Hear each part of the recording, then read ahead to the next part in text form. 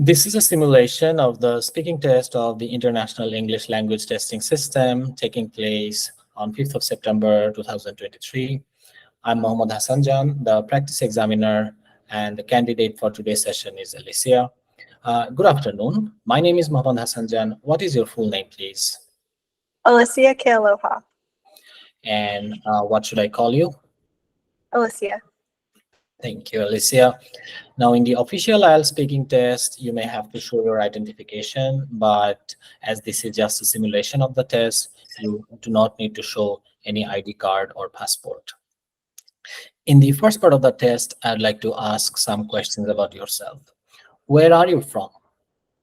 I was born in Hawaii, but I've lived most of my life in Arizona and Utah. All right. So can you tell me something about your hometown? In Hawaii, we live in the countryside. It's away from the city. There's a lot of greenery. The houses are a lot further apart versus in the city. There's mostly apartments, townhomes, etc. And yeah, there's from the backyard, you can see the view of the ocean. All right. Let's talk about science. So when you were in school, did you enjoy studying science? Sometimes I would have to say chemistry, not so much, but biology is a lot easier for me to understand until it gets to the smaller parts of biology where you're studying microbiology and like parts of the cell and stuff like that. That can get a little tedious, but other than that,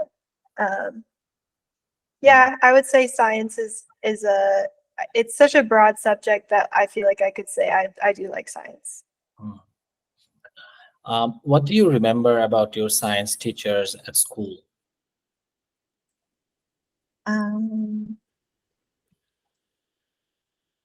I remember my anatomy teacher specifically. She had blonde hair. She went on runs every morning. She was full of energy every time we came into class. She went to medical school for a little bit, so she had that type of background for kids that wanted to pursue that route. But all in all, she was a really good teacher. She cared about her students, and she always made herself available via email, or she would have even given you her phone number if you asked for it. Oh, that's good. Are you interested in studying science right now? As of right now, possibly interested, but not necessarily. I'm not necessarily glued down to, or like I don't have my mind set on studying science.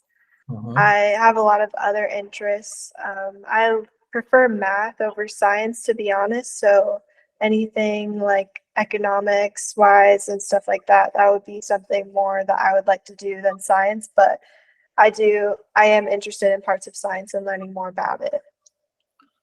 Okay. Do you like watching science fiction movies? I used to watch a lot of science fiction. I don't have time to watch as much as I'd like to. And also, I also haven't found a show that I appreciate enough to spend as much time on. But yeah, all in all, I would say I do enjoy science fiction. All right. Okay. So now we are moving to the next part. In this part, I would give you a topic, and then you will get 1 minute preparation time. After that, you will have to speak on that topic for about 1 to 2 minutes. Okay. And let's share my screen. Yes. Please tell me if you can see the topic on your screen. Yes, I can. Okay, so I would like you to describe a tourist attraction in your country that you would recommend, and your preparation time, for 1 minute preparation time starts now.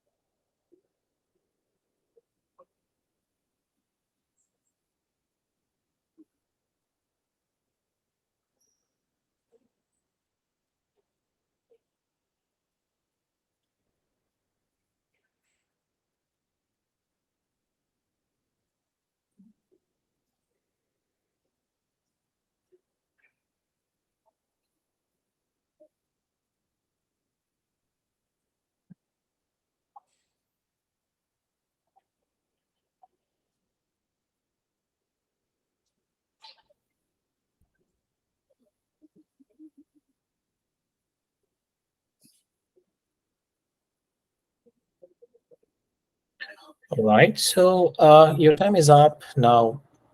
You may start speaking now, please. Okay, I would say one tourist attraction that people should go to, or I would recommend in this country, would be the Grand Canyon. I chose the Grand Canyon because it's in Arizona. It's in northern Arizona. It's about 2.5 hours from the Phoenix area, 2.5, 3 hours. Um, you at the Grand Canyon, they have a lot of different bike trails and walking trails around the canyon that you can walk along or ride your bike along to see the canyon itself. It's a lot of red rock formations that are very unique to, I guess, or very different than most formations and canyons in the world. A lot of canyons, not not many. There are not many canyons that are the same color, I guess, as the Grand Canyon. There's also the Colorado River down there. And there's also a lot of different wildlife that at least people that live in the Phoenix area would think is interesting, because it includes like moose and deer and stuff that you wouldn't normally see walking around the desert. Um, and yeah, I would recommend this tourist attraction, number one, because it is a very neat, coming from someone who has been there, and number two, because it's one of the five wonders of the world, and I think everyone should be able to see that. Right. Thank you. So now you have been telling me about tourist attraction in your country. Let's talk about some more issues that are general and related to this topic. What are the advantages of traveling alone? Mhm. Well, one advantage of traveling alone, at least the first one that comes to mind, is not having to coordinate your plan with other people's. And then another thing too, like for example, if you wanted to go see the Grand Canyon and another person in your group didn't, um, you'd be less likely to see the Grand Canyon if you were traveling with that person versus traveling alone. So therefore, you'd be able to do a lot more of what you would want to do. Uh, it's a lot cheaper for at least some people, because at least in my case, when I travel with people, I'm always the first one to pay, because I would never want to be the person that ends up like coming up short in the vacation, versus I'd much rather give more than give less. So that would be another reason for me. And All right. yeah, And could there be any disadvantages of traveling on your own?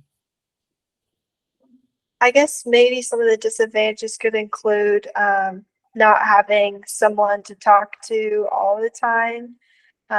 Also, kind of a sense of security. Being a being a girl, traveling alone is not always the best idea for in many people's eyes, especially when it gets darker at night. So there would also be that sense of like their safety in numbers, and yeah, I guess that would be some advantages. Mhm. All right. Some people say that traveling is a waste of money. How far do you agree with that? I would argue that traveling is not a waste of money, because at all. I'm definitely much more of a memories person more than materialistic. I think spending your money on experiences is a lot more beneficial in the long run than spending your money on materialistic items. And that's just because those memories, not only are you able to have them for the rest of your life, but they can change the way you see the world, perceive the world, and they can grow you as a person. Mhm. All right. What sort of impact can large holiday resorts have on the environment? In large Hollywood resorts, Yes. are you meaning like hotels? Yes.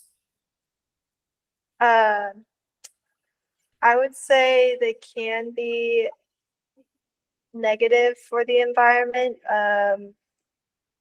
especially when they are like so widespread. It's kind of a concrete jungle. Whatever they built on top of is that ecosystem's not going to be alive anymore, most likely. It's a lot of waterways, especially with pools and the upkeep of pools, um, and a lot of food waste, especially just because a lot of hotels have buffets, and not buffets are not forever. The food will go bad eventually. So Okay. Do you think the proliferation of digital media has influenced people to travel to new places and explore? the proliferation, you said? Yes. Um, are you allowed to ask what that means? So, with the expansion of digital media, social Okay. media platforms, people are more interested to travel. Do you think that is true? Yes, I definitely think, especially with social media, travel accounts are a very popular way of for influencers to make money and gain attention. And I feel like those, especially the travel influencers, inspire people to see new places and have similar experiences as they do, because they tend to display a life that most people would envy. All right. Thank you very much. That is the end of the test. Okay.